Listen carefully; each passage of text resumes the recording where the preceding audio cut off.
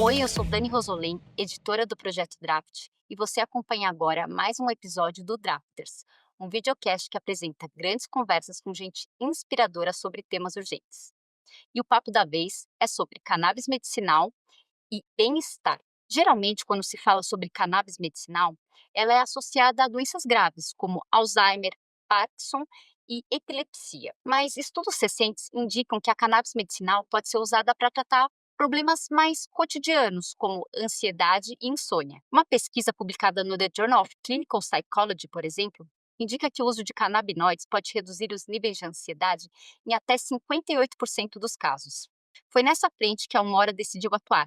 A startup usa nanotecnologia para desenvolver produtos que combinam cannabis medicinal, fitoterápicos e aromaterapia em microdoses para o dia a dia. Suas diferentes formulações ajudam a aliviar, além da insônia e da ansiedade, problemas como cólicas, dores musculares, enxaqueca, baixa imunidade e libido. E para entender melhor a conexão entre cannabis e bem-estar, e desmistificar a associação dessa planta ao proibicionismo e a estereótipos, hoje o Drafters recebe a fundadora da Umora, Ana Júlia Kiss. Bem-vinda, Ana. Oi, obrigada Dani, obrigada a todos. Então, para começar, dando um contexto, assim, né, para quem não conhece a Umora, eu queria que você contasse resumidamente por que que você decidiu empreender esse negócio, né, essa startup, e com foco em bem-estar através dos canabinoides, né, da cannabis medicinal. Bem, então primeiro eu vou apresentar a Umora é uma startup de cannabis medicinal localizada nos Estados Unidos, porém muito focada no público brasileiro, por eu ser brasileira e querer dar acesso a novas tecnologias a nós, né, de alguma forma, de um mercado tão maduro que a gente vê lá fora, mas aqui ainda está começando e com tanto potencial, de outras gerações, outras tecnologias, e a gente acima de tudo fala com pacientes do que com médico, né, então é uma abordagem um pouco atípica do mercado existente, que tem um perfil muito mais farmacêutico do que a gente que quer dar educação e já fazer essa ponte com o paciente final. E bem, assim, Dani, por que que eu estou empreendendo na cannabis medicinal? Eu acho que, como muitas histórias que a gente conhece nesse segmento, foi alguém próximo de mim que viveu os benefícios dessa planta, e quando você vê os benefícios de fato atuando, sem o viés do bem-estar, sem a questão do maconheiro, mas realmente da maneira medicinal, porque era uma doença crônica que esse meu ex-companheiro tinha, você não consegue deixar de ver que essa cannabis, que essa planta, ela é muito importante e muito boa. Então, assim, você se comove e você vira, sim, guardiã, pastorinha da história, porque você fica: "Gente, isso aqui a gente tem que dar acesso". Então eu estava num sabático, eu vim da indústria química e fiquei trabalhando na indústria química por mais de 15 anos, tinha dado um tempo por, né, porque merecia, estava muito cansada e confusa. Veio a pandemia também, e quando eu estava com esse parceiro e vi as melhorias, né, nele, eu comecei a me questionar muito por que do estigma, por que do tabu, por que do paradigma, e já estava refletando de como voltar para o mercado de alguma forma. Então aquela história que me orbitava num campo muito pessoal, se juntou com um lugar e um filtro meu de trabalho e maneira de ver o mundo no âmbito profissional, que é, eu vim dessa indústria química como eu trouxe para você, da falta de representatividade de mulheres em segmentos muito duros, né, mulher sempre está no RH, ou é arquiteta, ou é enfermeira, mas a gente nunca pensa, né, nos cargos maiores, indústria química, gestores, sendo uma mulher. E isso sempre foi uma bandeira minha, eu acho que parte do meu sucesso anterior veio por esse filtro feminino, e quando eu estava já com essa dor particular de ter um companheiro, pô, essa planta é estigmatizada, pô, que estranho e tal, eu comecei a estudar o mercado e ao estudar o mercado, falei: "Gente, é uma planta feminina e só tem homem também. Então espera que eu quero, me meter nessa história com toda essa potência de mulher, esse filtro diferente que a gente tem". Então a razão minha pessoal, de ter entrado foi a combinação da pouca representatividade e gostar de uma confusãozinha, com essa história que me comoveu. E esse fato das histórias que comovem movimenta muita gente dentro da indústria da cannabis. E daí, apesar dessa história vir de um lugar crônico, quando eu desenhei a Umora, eu tive que pôr muitos filtros de estratégia, né, de fato, porque eu ia entrar no mercado que tinha concorrente, um mercado existente, um mercado, que tem já seus vieses, como eu até trouxe aqui. Eu falei: "Pô, como eu posso atuar diferente?". E eu vi que no Brasil, a atuação da cannabis no bem-estar não estava sendo abordada, e nem esse lugar mais próximo do paciente. Então eu comecei a entender que eu queria ter esse posicionamento diferente, e é nisso que surge a Umora, para não crônico, para bem-estar, muita tecnologia, com ESG, com, digital native e todos esses pilares que a gente gosta de abraçar, educar e até explicar, porque é uma abordagem fora do habitual que a gente acabou criando. E aí, Ana, entrando mais nessa questão, né, de como funciona a química da cannabis medicinal, né, a sua atuação no bem-estar, eu queria que você comentasse um pouco sobre o sistema endocannabinoide. Eu sei que você não é médica, você mesmo disse, né, veio da indústria química, mas esse sistema que faz parte do nosso corpo, ele tem aí uma função importante, né, em relação à recepção, dos canabinoides. Então eu queria que você contasse um pouquinho para as pessoas o que é esse sistema que muita gente não conhece, né. Tá, eu gosto muito de trazer, porque ele é um sistema presente no corpo, assim como a gente tem sistema, nervoso, sistema respiratório, sistema de pele, endócrino, tudo mais, é um sistema existente, não é delírio e nem estou convertendo aqui por causa da cannabis, porém, é um sistema descoberto somente em 1991, pelo Rafael Michula, em Israel. E esse sistema, ele rege praticamente no corpo inteiro, a gente tem receptor na pele, nos músculos, no sistema digestivo, no sistema nervoso central bastante. A gente só não tem no sistema respiratório e nem no cardíaco. Também gosto muito de trazer que esse sistema produz os próprios, canabinoides, que a gente chama de endocannabinoides, que são os canabinoides que o próprio humano faz. Os da cannabis são os fitocannabinoides, que vêm de uma planta, são fitoterápicos, fito-originários. A gente tem 2 desses canabinoides, desses endocannabinoides, um é muito próximo do CBD, que é aquele que nos relaxa, tira a dor, tudo mais, e a gente tem um outro endocannabinoide que parece o THC, que é aquele que mexe mais com a nossa mente e tudo mais. A gente produz 2 iguais, muito próximos, assim, simbióticos, e um é o 2-AG, que é o CBD, e o outro é a anandamida, que é o THC. E até é engraçado, porque a gente produz naturalmente. Então não sei se você já ouviu, eu sempre gosto dessa história, mas tem um efeito, se você é corredor, faz suas maratonas, pode ser amador, pode ser aí profissional, mas se você corre, você tem o runner's high, você tem o barato do corredor. Não sei se alguém já ouviu essa história, mas que depois de meia hora você está muito: amando, adoro correr", você passou meia hora, você está muito feliz. E não é só a dopamina, a serotonina que está com o seu corpo ali bombando, mas é porque você de fato está produzindo seus endocannabinoides e o THC. O próximo, né, o anodamida. Então, a gente produz esses próprios e, ao mesmo tempo, como muitas coisas, a gente deveria suplementá-los, né. Aqui no Brasil a gente não vê cannabis como um suplemento, a gente não pode dizer isso pela Anvisa, mas eu gosto dessa visão de que a gente tem receptor, a gente produz, mas como muitas coisas a gente talvez precisasse preencher um pouco mais, porque a gente tem uma qualidade de vida, às vezes um pouco confusa, tudo mais. Então é uma maneira de suplementar com os originários da cannabis. E ele é fundamental também pela homeostase, que é quando, assim, por exemplo, você está com muito calor, o que a homeostase faz? Muito quente, resfriar. Resfriar quer dizer suar, como fala, suar por cima, pelo braço, seja por onde for, e a homeostase fica equilibrando, e é uma das principais funções desse sistema, é equilibrar o que tiver desequilibrado. Está muito feliz, abaixa um pouco, está muito triste, volta para cima. E tem também essa questão de calor, como eu trouxe.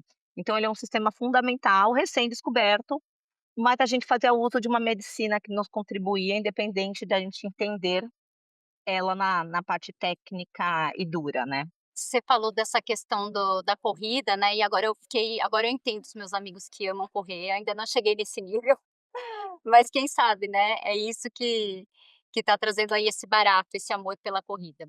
Mas aí voltando aqui ao nosso assunto, a questão do sistema além do sistema endocannabinoide, né, que explica aí, né, o funcionamento, a recepção da cannabis medicinal pelo nosso corpo, como a ciência, as pesquisas científicas, né, os estudos clínicos têm demonstrado os efeitos, da cannabis medicinal em relação ao bem-estar, ou seja, não só em relação às doenças crônicas, mas ao bem-estar? E lembrando aqui, né, que quando a gente está falando de cannabis medicinal, a gente sempre está falando de um acompanhamento médico, de uma prescrição por médico, que é inclusive um processo que a Umora ajuda, né, a fazer esse meio de campo entre médicos e pacientes, e também a questão da importação, né, que que a Almora também ajuda em toda essa parte mais burocrática, né. Então só para lembrar Sim. que sim, estamos falando com prescrição.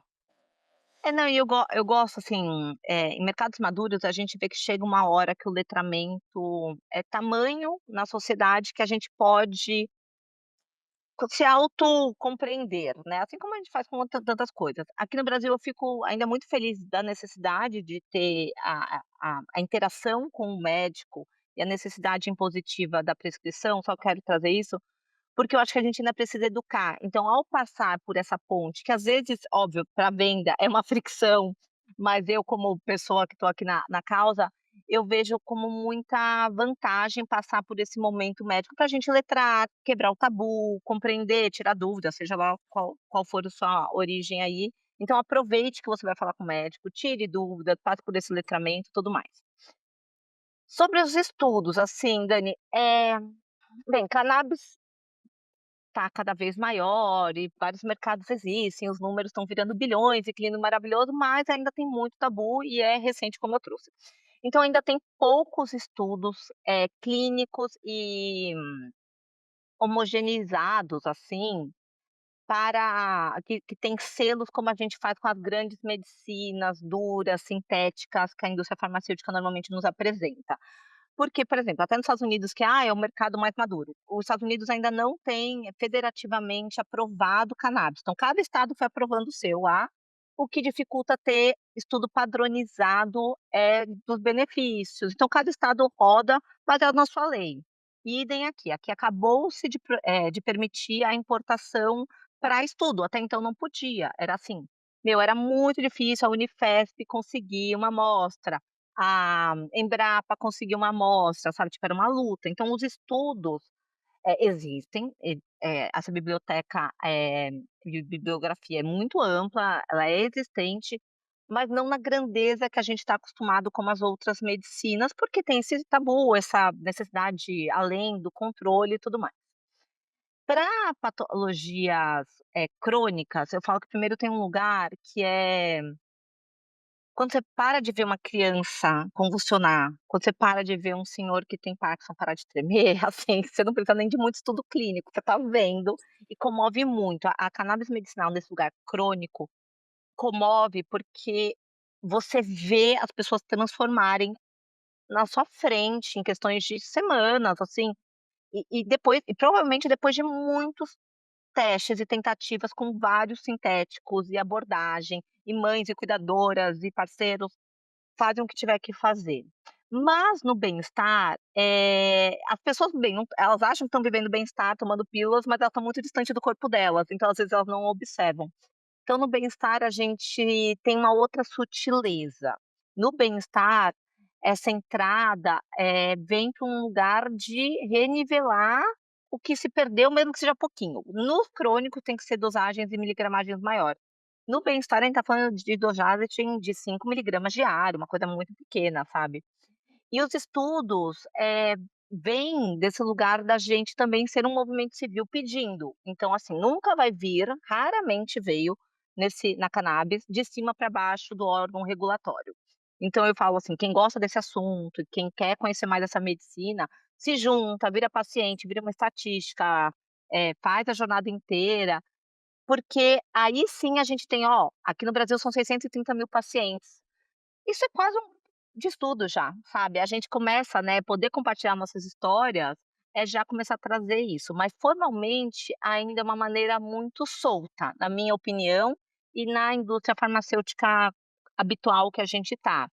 Mas eu confesso que para mim cada dia que passa tá cada vez melhor. E você até comentou sobre essa questão, né, de Parkinson, enfim, de doenças mais graves, mais crônicas que, já são associadas ao uso da cannabis, medicinal, né, ou as pessoas associam o uso da cannabis ao uso recreativo. O que falta para consolidar a cannabis como um elemento de autocuidado e bem-estar no dia a dia das pessoas? Eu trago muito que tem esse lugar de educar, porque é o médico, é a jornada, é os canabinoides, é o seu corpo, é o processo de aquisição. Para mim, educação é a pedra de tudo, mas acima de tudo também a quebra do preconceito, a gente ressignificar. Agradeço muito toda vez que a gente tem oportunidade de falar sobre isso, porque o proibicionismo veio de um lugar racial e, óbvio, midiático também, para fazer um recorte, um controle.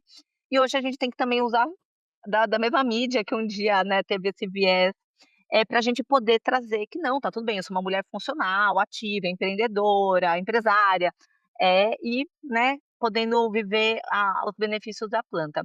E para mim a cannabis no bem-estar é também trazer até para o corpo médico, sabe, a gente vê muito neuropediatra prescrevendo cannabis por causa das crianças autistas, escleroses, as doenças super duras, e a gente não vê um nutrólogo prescrevendo. Porque não, para o crônico eles estão lá super inseridos.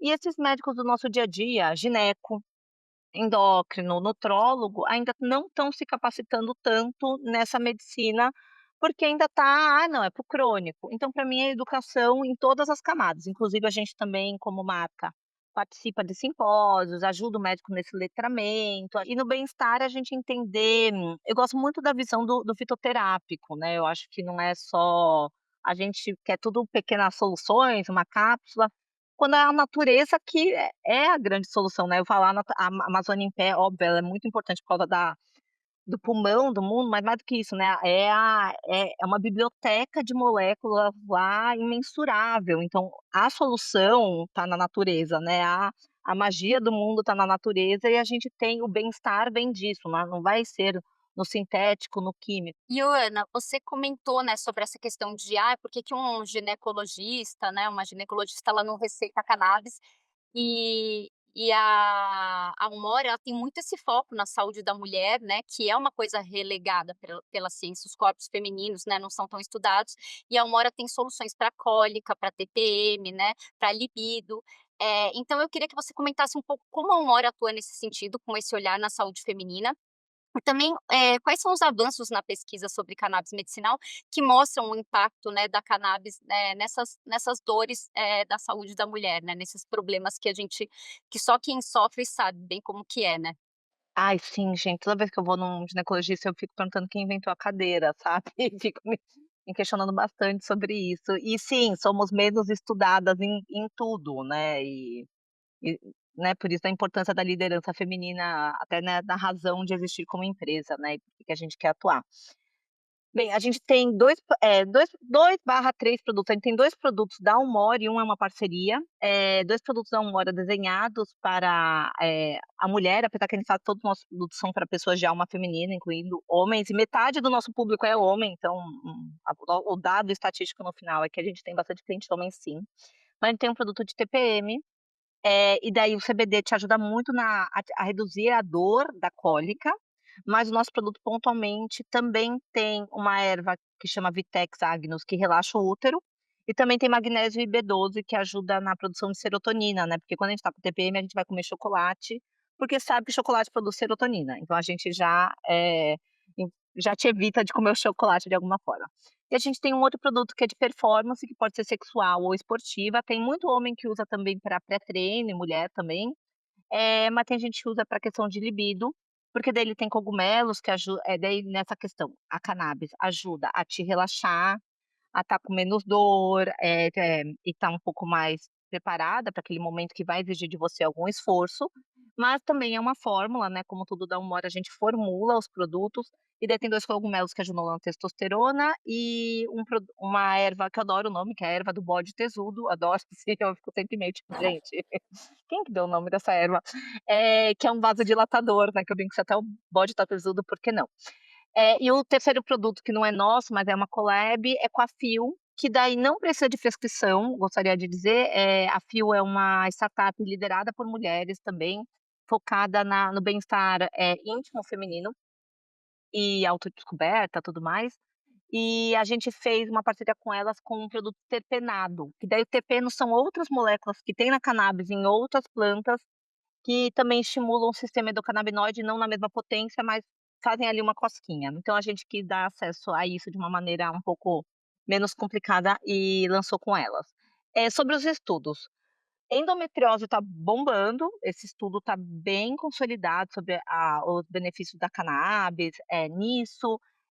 de tirar a dor, de reduzir as cólicas e o tratamento. Tem aquela aquela TPM também meio eterna, eu nunca lembro do nome, assim, eu sou uma sortuda, ou tenho muito meu sistema canabinoide muito preenchido, assim, eu nunca sei se é a combinação dos 2. Mas tem uma TPM prolongada que as meninas sempre reclamam, que também tem bastante estudo saindo, desculpa não ter esse nome, exato. O que que é mais desafiador para você, Ana, e para a Umora, né? Essa questão de convencer o público sobre os benefícios da cannabis medicinal como uma aliada do bem-estar, ou lidar com as barreiras regulatórias e culturais? E também como é que está esse cenário hoje aqui no Brasil? É difícil ter que escolher essa, mas honestamente eu acho que hoje a maior barreira é o regulatório. E ainda mais se a gente for colocar o preconceito junto, com certeza é isso, assim, a gente tem sentido muito interesse da audiência, a gente tem saído em algumas matérias, notícias, a gente tá sempre educando meu, a gente não sinto haters, assim, não tem ninguém tipo: "Meu Deus, vocês que estão acabando com o Brasil", não tem, assim. E eu até sempre então eu fico muito feliz, inclusive por causa disso, todo mundo: "Puta, eu conheço uma criança que faz uso, nossa, meu sobrinho, sei lá o quê", então eu sinto que, infelizmente, pelos casos graves, a gente se aproximou mais, então naturalmente se quebrou o tabu, e eu sinto que as pessoas têm vindo, eu vim desse segmento hiper duro da química, as pessoas: "Mano, que bom que você está trabalhando com isso, nossa, tem um caso". E daí sendo o regulatório o problema, é aquilo que eu falei, o regulatório nunca vai vir de cima para baixo, esse lugar, humilde até de reconhecer um dia e falar: "Nossa, a gente classificou uma planta da natureza errado. Erramos, desculpa humanidade, privamos vocês disso". Então, assim, faz parte até desse infeliz hábito humano da gente ter dificuldade de reconhecer que errou. E daí, então, o regulatório não tem sido muito fácil, e por isso que a importância dos atos civis e da gente vir falar, e todo mundo se tornar paciente, virar estatística, porque só assim para a gente mudar. Eu gosto também de uma leitura muito boa do Siddhartha, que a gente está muito perto do que deveria ser o sonho, mas parece que mesmo assim ainda vai demorar. Mas realmente, meu, cannabis existe no Brasil há 10 anos, tem como você comprar hoje já na farmácia, tem como você importar, como é o caso da Umora, tem como você plantar na sua casa com habeas corpus, tem mais de 2.000 pessoas plantando, tem mais de 100 ONGs, associações que você pode conseguir. Existe, está acontecendo, além dessas flexibilizações ou caminhos, né, de tá tendo uma discussão sobre poder plantar aqui, existe uma PL que é a 399 sobre a importância de ter o plantio no Brasil, porque eu sou uma indústria americana, porque eu não consegui ser uma indústria brasileira, mas esse era meu sonho, era estar aqui no Brasil produzindo aqui. Ou também quando teve a descriminalização, porque as pessoas já estão entendendo que isso não é um crime, que não é algo, ruim, do mal, danoso, nem à saúde própria, nem ao outro. Então a gente está caminhando nisso, mas não vai vir esse Big Bang, gigante. E eu também gosto de trazer, Dani, a importância de estar aqui nesse veículo porque como se não bastasse regulatório, às vezes a gente não consegue nem estar no Instagram escrevendo cannabis. Ou assim, então a gente sofre shadowban, a gente tem, toda esse outra problemática que não tem nada a ver com a lei, tem a ver como alguns órgãos estão desenhados, algumas empresas também, o viés de outros fundadores, de como a gente tem que jogar o jogo, ou né, a gente está educando e o pessoal está classificando a gente como estímulo a coisas ilegais, então, nossa, a gente aonde? Então, sim, é o mais difícil, mas eu acho que do jeito que tá, assim, a gente está na nossa melhor fase, eu acho que só melhora, então eu sou muito otimista e óbvio, até para ter coragem de empreender, eu acho que daqui 5 anos muita coisa já mudou. Você falou dessa questão do regulatório que está melhorando, dos tabus também, mas a gente sabe que ainda há esse tabu. E aí, para finalizar, eu queria que você trouxesse dicas para que esse diálogo fosse aberto, na família, entre amigos, entre pessoas do trabalho, sobre, a cannabis medicinal, que não é um bicho de 7 cabeças, na verdade é algo que veio para nos ajudar, né. E só que às vezes é difícil de puxar essa conversa por causa do proibicionismo, por causa da associação com, maconheiros e tal. Então eu queria que você trouxesse algumas dicas para abrir esse diálogo. Nossa, gente, tá. Não sei nem como eu fiz isso lá em casa, porque eu acho que eu também fiz meio um pouco da revolução, assim, mas a gente tem um conteúdo que é explicando o THC para sua avó lá no Instagram da Umora, que que é muito bom, assim, porque dá uma quebra, de gelo.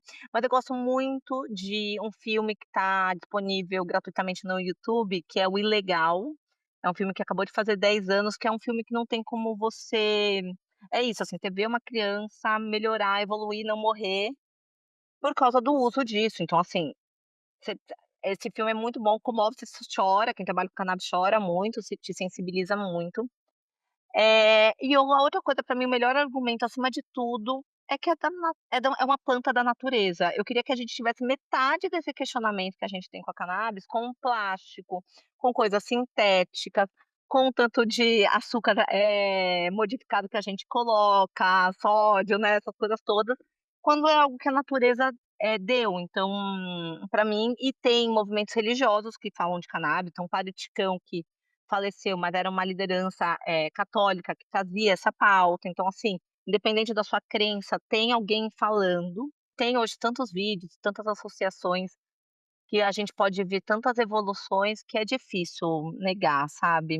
Eu acho que eu sou um exemplo de uma mulher funcional, trabalhando, né, nessa luta toda e eu tô aqui sem dread, bem, sabe, animado, com energia em cima. Inclusive eu faço uso para insônia, e aí também sou uma mulher funcional, sou uma funcionária, eu acho que boa aqui no Draft, né, então, não dá para manter esse estigma, né, já passou da hora de destabutizar o tema. Muito Sim. obrigada, Ana, pela conversa, por ajudar aí a abrir o diálogo, abrir mais espaço, fazer esse assunto chegar a mais pessoas. Eu que agradeço, Dani, vocês que dão o espaço para a gente poder trazer, compartilhar conhecimento, educação, bem-estar, bom humor, eu acho que tudo isso também libera outros hormônios aí que faz a gente viver um pouco melhor, mas super agradeço. E para você que curtiu esse episódio, aproveita para compartilhar o link com amigos e familiares para que essa conversa chegue a mais pessoas. Acompanhe também os conteúdos do Draft no nosso site e nas redes sociais. Até mais!